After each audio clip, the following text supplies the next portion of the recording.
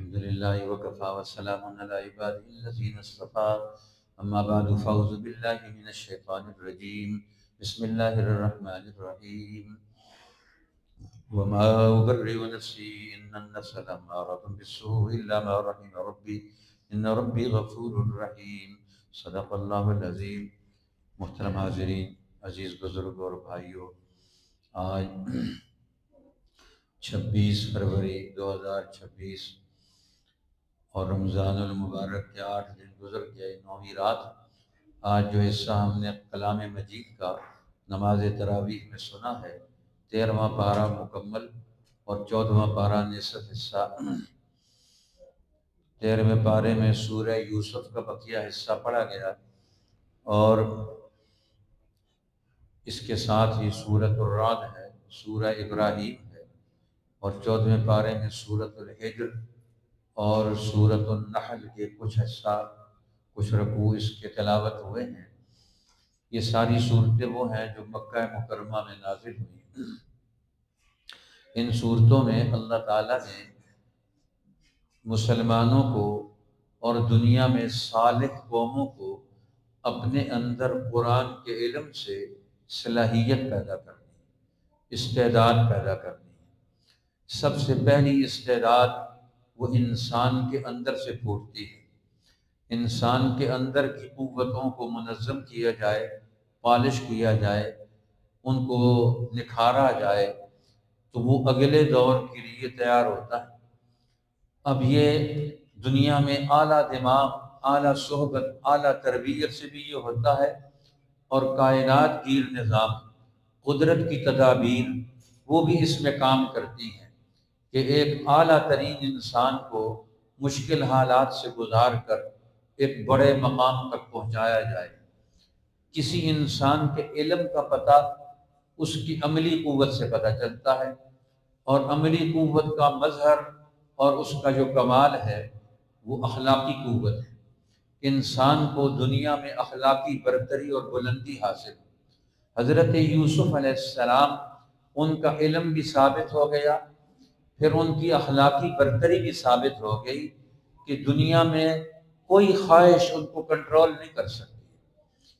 ان کی خواہشات ان کے اوپر حاوی نہیں ہیں، ان کے اوپر اخلاقی قوتیں حاوی ہیں۔ اپنے منصب اور مقام کو وہ سمجھتے ہیں۔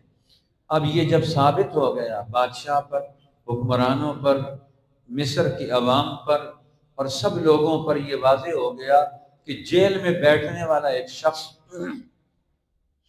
وہ دنیا میں سب سے اونچا علم بھی رکھتا ہے، سب سے اعلیٰ فقاہت اور بصیرت بھی رکھتا ہے، سب سے زیادہ اخلاقی قوت بھی رکھتا ہے، تو پھر اللہ تعالیٰ نے یہ واضح کر دیا کہ اب ان کا اگلا دور شروع ہوگا ترقی کا۔ لیکن یوسف علیہ السلام کو اس دور پر پہنچنے سے پہلے وہ اپنے آپ کو خطاب کرتے ہیں، وما ابرئ نفسی ان النفس لامارۃ بالسوء۔ انسان کے اندر نفس کی بھی قوت ہے، عقل کی قوت، قلب کی قوت اور نفس کی قوت۔ یہ 3 قوتیں انسان کے اندر موجود ہیں۔ یہ جو ہمارے اولیاء اللہ گزرے ہیں، صوفیاء گزرے ہیں، یہ 4 سلسلے گزرے ہیں، یہ انسانوں کی باطنی قوتوں کو منظم اور مرتب کرتے ہیں، ان کے آپس کے ٹکراؤ کو ختم کرتے ہیں۔ نبی کے اندر تو یہ قوتیں پہلے ہی تطبیق میں ہوتی ہیں، مطابقت میں ہوتی ہیں، آپس میں ٹکراؤ میں نہیں ہوتی۔ ان کا قلب وہ بھی پاک ہوتا ہے، ان کا دماغ بھی پاک ہوتا ہے، ان کا نفس بھی پاک ہوتا ہے۔ لیکن جو باقی انسان ہیں، ان کی ان تینوں قوتوں کو پاک کرنا ہوتا ہے۔ یہی تصوف اور احسان کی یہ محنت ہے کہ اللہ والے خانقاہیں بنا کر انسانوں کو پاک کرتے ہیں، اخلاقی قوت ان میں پیدا کرتے ہیں۔ بڑے بڑے علماء فارغ ہونے کے بعد وہ اللہ والوں کے ہاتھ پر بیعت کرتے ہیں کہ ہماری عملی اصلاح ہو جائے، ہماری اخلاقی اصلاح ہو جائے، ہمارے اندر درستگی پیدا ہو جائے۔ تو حضرت یوسف علیہ السلام وہ کہتے ہیں نفس امارہ یہ سب سے برا نفس ہے۔ ان النفس لامارۃ بالسوء۔ یہ جو مصر کی عورتیں ہیں، مصر کے حکمران ہیں، مصر کے کاہن، مذہبی لوگ ہیں، یہاں کے جتنے طبقے ہیں یہ فرسودہ ہو چکے ہیں۔ سوائے بادشاہ کے اور اس کے ساتھ چند ملے ہوئے لوگ، ان کے اوپر اجتماعیت حاوی ہے، باقی سب نفس امارہ کا شکار ہے۔ اس لیے یہ سارے فیصلے غلط کرتے ہیں، اور اللہ تعالیٰ بھی ان کی مدد نہیں کرتا۔ جس کا نفس اس کو برائی کا حکم دے، اندر سے برائی پیدا ہو، تو باہر کی برائی کیا کر سکتی ہے؟ باہر صفائی کیسے کی جا سکتی ہے؟ اس لیے قرآن حکیم یہ کہتا ہے ان النفس لامارۃ بالسوء الا ما رحم ربی، جس پر رب رحم کرتا ہے اس کو نفس کی قوت طاقت پہ ڈھل جاتی ہے۔ نفس کی قوت کو ختم نہیں کیا جاتا، بلکہ اس کو ٹریننگ دے کر اس کا رخ بدلا جاتا ہے۔ حضرت حاجی امداد اللہ مہاجر مکی رحمۃ اللہ علیہ، سید الطائفہ، بڑے بڑے علماء اور بڑے بڑے اولیاء اللہ ان کے ہاتھ پر بیعت کرتے ہیں، جنہوں نے 1857 کی جنگ آزادی لڑی، اور ہندوستان کے بڑے جلیل القدر لوگ مولانا قاسم نانوتوی ان کے ہاتھ پر بیعت ہوئے، مولانا رشید احمد گنگوئی ان کے ہاتھ پر بیعت ہوئے، مولانا یعقوب نانوتوی ان کے ہاتھ پر بیعت ہوئے، شیخ الہند مولانا محمود حسن ان کے ہاتھ پر بیعت ہوئے۔ بڑے بڑے علماء اولیاء اللہ ان کے ہاتھ پر بیعت کرتے ہیں اور اپنی اصلاح کرتے ہیں، تزکیہ کرتے ہیں اپنے اندر کی قوتوں کو۔ یہ دین حق کے کیسے تابع کیا جائے گا، یہ ایک مستقل تربیت کا مرحلہ ہے۔ تو اب اس سے وہ گزرتے ہیں، وہ کہتے ہیں، فرماتے ہیں کہ شریعت اور دین، یہ اللہ والے جو ہوتے ہیں وہ انسان کی نفس کی صلاحیتوں کو مارتے نہیں ہیں۔ ہمارے یہاں آج تصور کیا ہے؟ تصور کیا ہے؟ کہ نفس کو مارنا ہے۔ بھئی نفس کو مارنا نہیں ہے، اس کا رخ بدلنا ہے، اس کی صلاحیت ہے۔ صلاحیت کو مارا نہیں جاتا، صلاحیت کو مرتب کیا جاتا۔ کہتا ہے جی اس کا نفس مار دو۔ اس لیے مولانا سندھی فرماتے ہیں نفس کو مارنا نہیں ہے، اس کو تو طاقتور بنانا ہے، اللہ کے حکم کے تابع لانا ہے، اس کے اندر کی قوتوں کو نیا رخ دینا ہے۔ اب حضرت عمر، ان کے اندر شجاعت، بہادری کا وصف ہے۔ اب یہ بہادری کا وصف، یہ حیوانیت کا ایک مکمل مظہر ہے۔ نبی پاک صلی اللہ علیہ وسلم نے حضرت عمر کے بہادری کے وصف کو مارا نہیں، ختم نہیں کر دیا، اس کا رخ باطل کے خلاف پھیر دیا۔ پہلے اپنوں کے خلاف بھی کام کرتے ہیں، لیکن اسلام قبول کرنے کے بعد کہتے ہیں یا رسول اللہ دانی اضرب عنقہ، آپ مجھے اجازت دیں عمر کی نفسانی قوتیں اس شیطان کے خلاف وہ حرکت میں آئیں۔ اپنے آپ کو نبوت کے تابع کر دیا، نبوت کا جارحہ بن گئے، ٹول بن گئے۔ تو یہ ہے کمال کہ اللہ کے نبی انہوں نے آ کر اپنے معاشرے کے اندر کی قوتوں کو منظم کر دیا، ان کے ذہنوں کو پاک کر دیا، ان کے دماغ کو پاک کر دیا، ان کے قلوب کو پاک کر دیا، ان کے نفس کے اندر شجاعت اور ہمت بہادری پیدا کر دی، اور ان کو نئے دور میں داخل کر دیا۔ اب یہ نیا دور کون سا ہوتا ہے؟ امامت کا، قیادت کا۔ اب یوسف علیہ السلام، ان کی اخلاقی برتری ثابت ہو گئی، سارے مصر پر واضح ہو گئی۔ تو اب بادشاہ نے کہتا ہے قال الملک اوتونی بہ، اس کو میرے پاس لے کر آؤ، جو ہمارا درہ فرد، ہمارا درہ فرد، سب سے قیمتی موتی ہمارے مصر کا، وہ جیل میں پڑا ہوا ہے، ہم اس سے کیا فائدہ اٹھاتے ہیں؟ اس کا علم، خوابوں کی تعبیر، مستقبل کی تعبیر، مستقبل کا پروگرام جو وہ دیتا ہے، اس کے پاس مسائل کا حل موجود ہے، ہم اس کو یہاں کیوں نہ لے کر آئیں؟ اب ظالم نظام کیا کرتا ہے؟ وہ صلاحیت والے طبقوں کو باہر بھیج دیتا ہے۔ آج کل پہلے دور میں لوگ جیل میں ڈالتے تھے، اور آج کے دور میں کیا کہتے ہیں؟ دوسری قوموں کو بیچ دو۔ ہمارا جتنا پڑھا لکھا طبقہ ہے اور جو دماغ رکھتا ہے، برین رکھتا ہے، کہتے ہیں برین کو ڈرین کرو۔ ہمارے حکمرانوں کا الٹا اصول ہے، جس کے پاس دماغ ہے اس کو باہر بھیجو، وہ پاکستان میں رہے گا تو یہاں مسئلے پیدا کرے گا۔ کیوں؟ کہ وہ قومی مسئلے حل کرنے کے لیے سوچے گا۔ کہتے ہیں برین کو ڈرین کرو، ڈرین نہ کرو، برین کو طاقتور بنا کر اپنے ملک کے منصوبے بناؤ۔ اب یوسف علیہ السلام کو بادشاہ نے وہاں سے نکالا اور اپنا معاون بنایا، اور پھر معاون بنا کر ان کو ملک مصر کے خزانوں کا مالک بنا دیا۔ اجعلنی علی خزائن الارض۔ یوسف علیہ السلام کہتے ہیں آپ اپنے مصر کو ترقی دینا چاہتے ہیں تو آپ بلند ذہن، قابل آدمی، صحیح آدمی، اس کو عہدہ دیں۔ آج ہمارے یہاں عہدہ کس کو ملتا ہے؟ جو نکھٹو ہوتا ہے، نکما ہوتا ہے، کسی کام کا نہیں ہوتا اس کو عہدے مل گئے۔ پاکستان کے سارے عہدوں پر منصب پر کون فائز ہیں؟ نکھٹو لوگ، نکمے لوگ، بے وقوف لوگ، اجڑ لوگ، جن کے پاس کوئی پلاننگ نہیں، کوئی منصوبہ بندی نہیں، نہ زراعت کی، نہ معیشت کی، نہ صنعت کی، نہ تجارت کی، نہ تعلیم کی، کسی چیز کی کوئی منصوبہ بندی نہیں کر سکتے ہیں۔ وہ ہمارے عہدوں اور اختیار کے اور خزانوں کے مالک ہے۔ تو بیڑا غرق نہیں ہوگا تو کیا ہوگا؟ اب مصر کا اقتدار، اب وہ شراکت کرتا ہے یوسف علیہ السلام سے۔ آپ کے اندر اہلیت ہے، آپ ہمارے ساتھ مل کر اپنی صلاحیتوں کا استعمال کریں۔ تو یوسف علیہ السلام نے فرمایا یہ نہیں ہو سکتا کہ میں تمہارے تابع ہو، تم میرے تابع ہو کر رہو، کیونکہ نبی رہنمائی کے منصب پر ہوتا ہے۔ اب اس نے بات کی تو آپ نے فرمایا اجعلنی علی خزائن الارض، مجھے زمین کے خزانوں کا مالک بنا دے۔ کیوں؟ انی حفیظ علیم، میں محافظ بھی ہوں، حفاظت بھی کروں گا، امانت دار بھی ہوں، کسی خزانے کا غلط استعمال نہیں کروں گا۔ قومی اجتماعی تقاضوں کے خلاف قومی دولت کا استعمال کرنا یہ سب سے بڑا جرم۔ اب یوسف علیہ السلام نے مصر کو، جو آنے والے دنوں میں اس کو کات سالی کا منظر نامہ ہے اس کے سامنے، دنیا میں کات سالی آنے کو ہے، اور اس کات سالی میں مصر بچ گیا۔ کیوں بچ گیا؟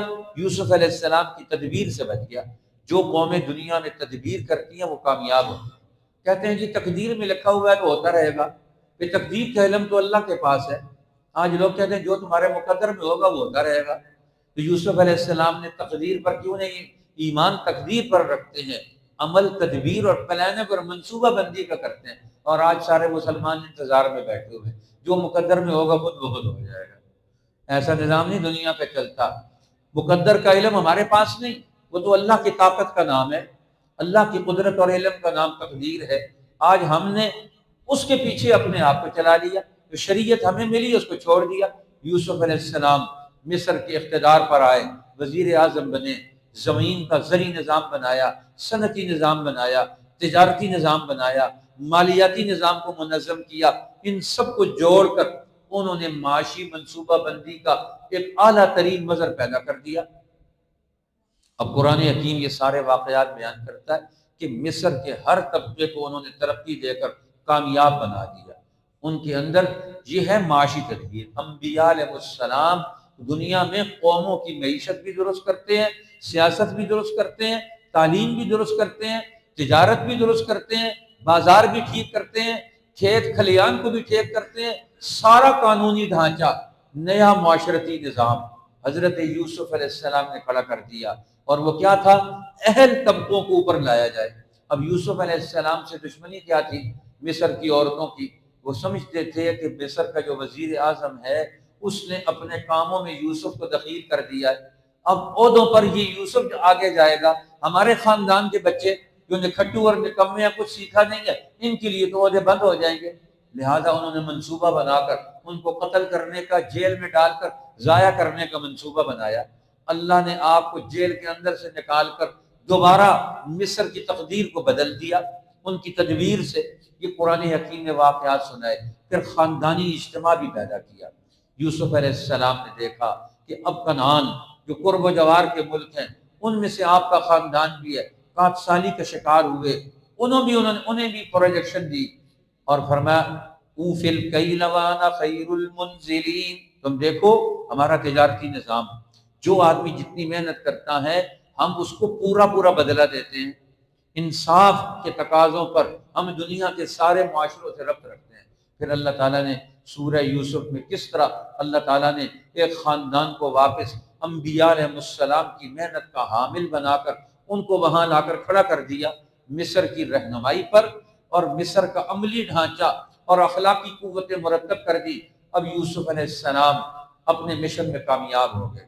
120 سال ان کی عمر گزری، اور 120 سال میں انہوں نے یہ سارے دور گزار کر بنی اسرائیل کو اور مصر کی اقوام کو یکساں دونوں قوموں کو ترقی دی، اہلیت کی بنیاد پر، صلاحیت کی بنیاد پر۔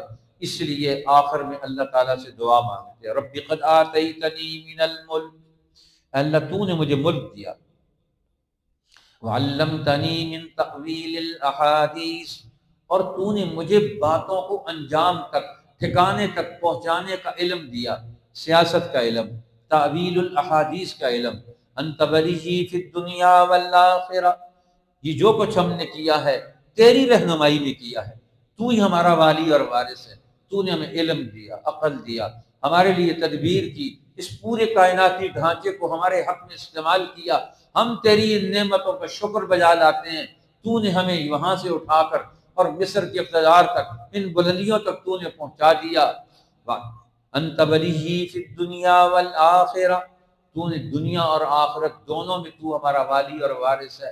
اب آخری التجا یہ ہے، توفنی مسلمن، اب میری موت آئے تو اسلام پر، ہم دین حق پر، دین فطرت پر آخری مرحلہ بھی ہمارا ہوگا، الحقنی بالصالحین، میں دنیا میں وہ کردار ادا کر کے جاؤں کہ میں اپنے سلف و صالحین، یعقوب، اسحاق، ابراہیم علیہ السلام، یہ قوموں کے جو فطری امام تھے، اب ان کی جماعت میں وہاں شامل ہو جاؤں، میں دنیا میں ایسا کام کر کے جاؤں کہ میں اپنی قوم کو، دھرتی کو اس انداز سے ترتیب دے کر جاؤں کہ میں قیامت کے دن ان انبیاء، ان اعلیٰ لیڈروں کی صف میں شامل ہو جاؤں۔ پھر قرآن نے آخر خلاصہ نکالا، میرے نبی آپ ان لوگوں کو بتا دیجئے، ان کو کہہ دیجئے، بتا دیجئے، کیا بتا دیجئے؟ کہ اللہ تعالیٰ نے مجھے جو دنیا میں بھیجا ہے، تو میں نے یہ قرآن کی دعوت، اس کے ذریعے سے تم نے آگے بڑھنا ہے۔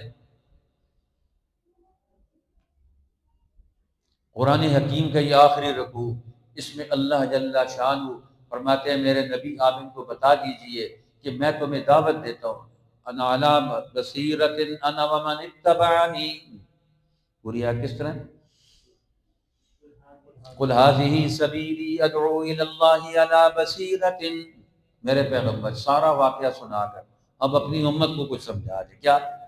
قل هذه سبیلی، یہ میرا راستہ ہے، قرآن، اس کا علم، اس کے ذریعے سے انسانوں کو ترقی دینا، ان کے دماغ کو تیار کرنا اور ان کو امامت کے منصب پر پہنچانا، ان کے اندر تربیت سے تنظیم قوت پیدا کرنا۔ قل هذه سبیلی ادعو الی اللہ، میں اللہ کی طرف بلاتا ہوں۔ ہم نے لوگوں کو اکٹھا کر کے کسی فرقے طبقے کا کام نہیں کرنا، پوری انسانیت کو ترقی دینا ہے، ساری مخلوق کو دنیا اور آخرت میں کامیاب بنانے کا منصوبہ، یہ ہماری دعوت ہے، انبیاء کی دعوت ہے، دنیا بھی کامیاب ہو، آخرت بھی کامیاب ہو۔ آج مسلمانوں کا حال یہ ہو گیا، وہ کہتے ہیں دنیا میں کافر لوگ کہتے ہیں یہ ایسی جماعتیں ہیں، یہ زمین کے نیچے اور آسمان کے اوپر کی باتیں کرتے ہیں، زمین کے اوپر کی بات نہیں کرتے، زمین سے نیچے کی بات کرتے ہیں یا آسمان سے اوپر کی بات کرتے ہیں۔ اللہ نے بھیجا زمین میں ہے، دنیا میں ہے، یہاں کردار ادا کرو، یہاں نظام بدلو، یہاں جھوٹ ختم کرو، یہاں ظلم توڑو، یہاں نفرتیں ختم کرو، یہاں عدل پیدا کرو، یہاں بچوں کو، نسلوں کو تربیت دو، اور یہاں کے بارے میں گفتگو ہی ہو رہی ہے، یہاں معیشت کیسی ہے، سیاست کیسی ہے، عدالت کیسی ہے، یہاں ظلم کیوں ہے، ظلم کرنے والے طبقے کو کیا کیا جائے گا، اپنی نسلوں کو کچھ سمجھانے والا نہیں۔ ادعو الی اللہ علی بصیرۃ، یہ جو ہم آپ کو دعوت دیتے ہیں بصیرت کی بنیاد پر، سمجھ کی بنیاد پر یہ دعوت ہے، پورے رسوخ اور عقل کے ساتھ ہمیں پتہ ہے ہم نے یہاں سے لے کر وہاں تک کیسے جانا ہے، ساری منزلوں کو۔ اب جس طرح یوسف علیہ السلام نے اپنے خاندان کو اور انسانیت دونوں کو ترقی دی، تو نبی اکرم صلی اللہ علیہ وسلم کی بعثت کا بھی نتیجہ کیا نکلے گا؟ قریش بھی اور عرب بھی اور دنیا کے تمام انسان ترقی کریں گے ان سے۔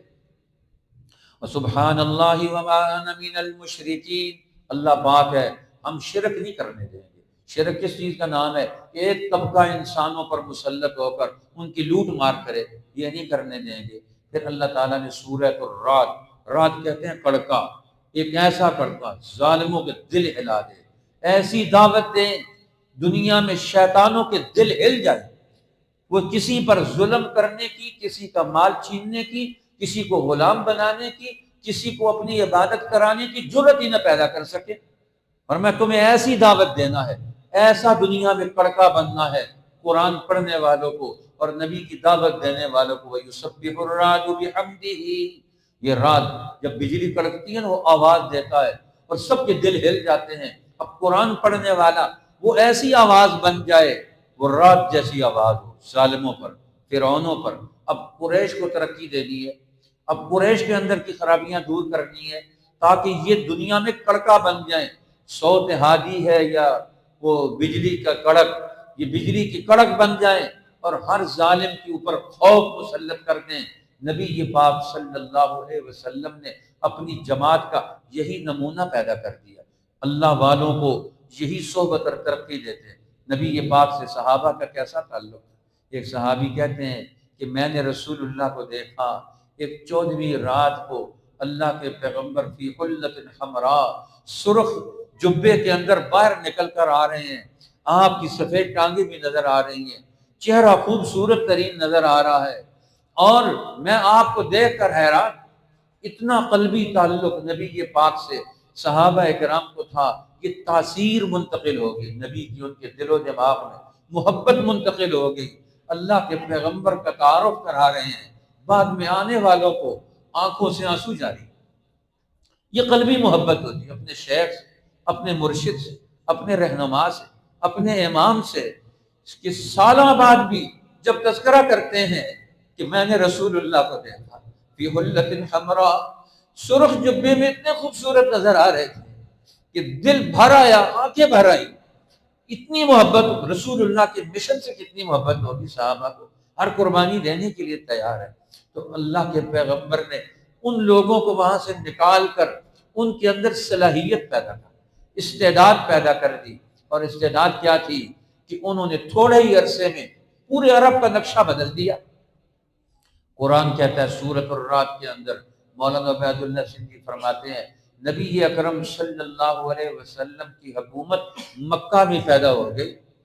قرآن کہتا ہے اس سورہ رعد کے اندر ہی کہ اللہ تعالیٰ فرماتے ہیں اولم یروا انا نأتی الارض ننقصها من اطرافها، کیا تم دیکھتے نہیں ہو ہم نے مکہ والوں کے اس نظام کے نیچے سے ساری زمین کھینچ لی ہے، آہستہ آہستہ اطراف سے ہم نے ان کو الگ کر دیا.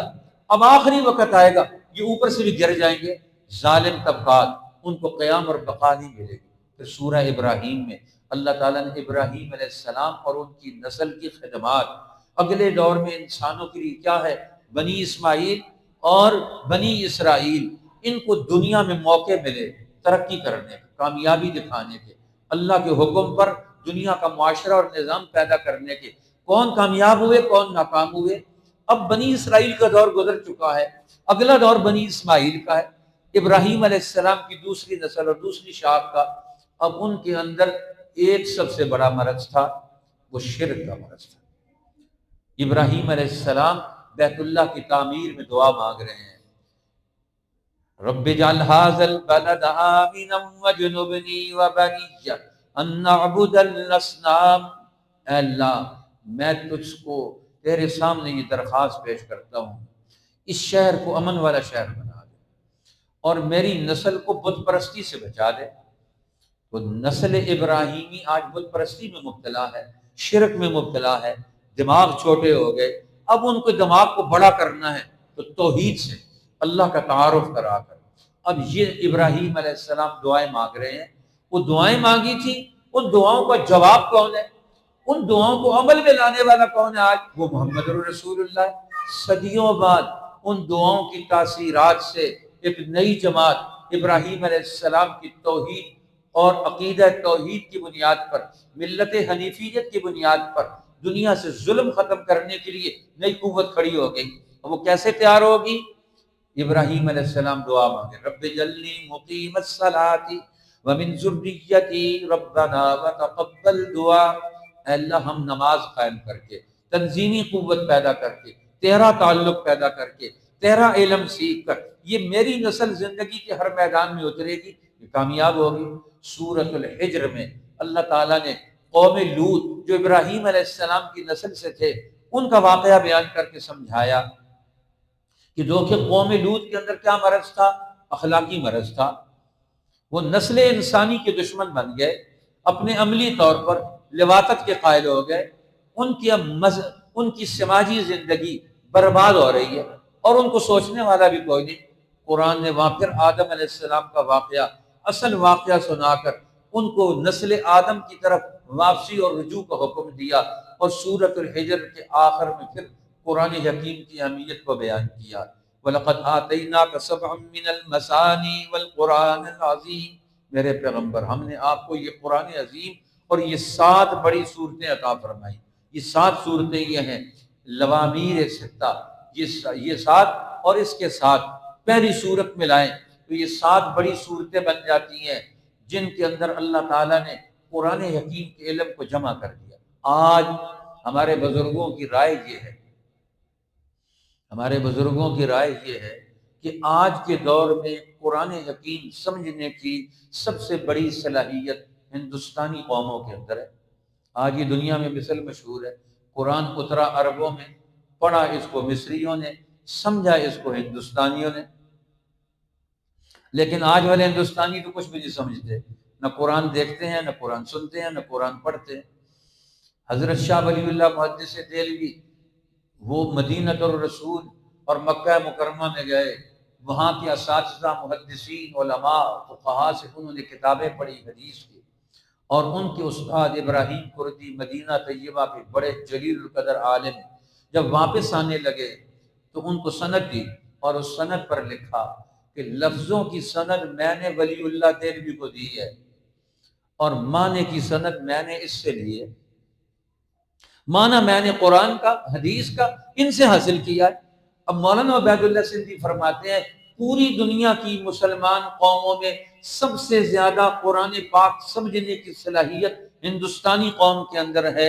اگر یہ صحابہ کے طرز پر، اپنی تاریخ میں اولیاء اللہ کے طرز پر، اپنی تاریخ کے کامیاب ترین فقہاء اور مدبرین امت کے طرز پر قرآن سیکھنا چاہیں، وہ سلسلہ ہے بر صغیر پاک و ہند میں امام شاہ ولی اللہ، امام شاہ عبدالعزیز محدث دہلوی اور ان کے شاگرد اور ان کے شاگرد اور ان کے آگے تک شاگرد، جنہوں نے پورے ہندوستان میں شاہ ولی اللہ محدث دہلوی کے بیٹے شاہ عبدالقادر محدث دہلوی نے قرآن پاک لکھا، اردو ترجمہ سب سے پہلے انہوں نے کیا کہ ہندوستانی قومیں قرآن سمجھ جائیں تو یہ آج دنیا میں پھر لیڈر بن جائیں گی۔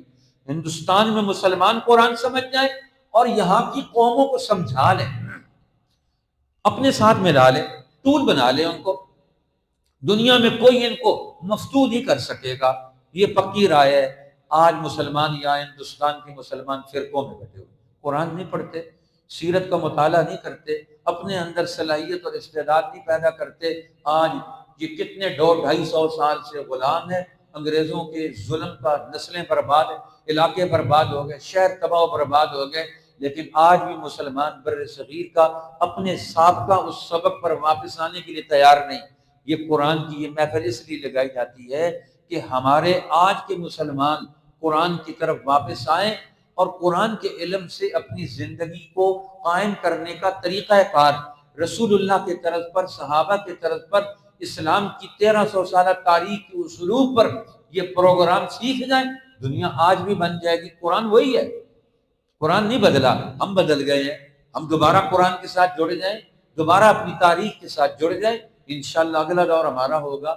اللہ تعالیٰ ہمیں قرآن پاک کی برکات عطا فرمائے، رسول اللہ کی برکات عطا فرمائے، اولیاء اللہ کی برکات عطا فرمائے، ائمہ مجتہدین اہل بیت اور فقہائے امت، مدبرین امت، عادل حکمران، جنہوں نے امت کے ہر طبقے کو کھڑا کر کے اس کے اندر انہوں نے صلاحیتیں پیدا کر کے ان کو لیڈر بنایا۔ اللہ تعالیٰ ہمیں پھر وہ پروگرام اور سبق یاد کرنے کی توفیق عطا فرمائے۔ اللہم لک الحمد۔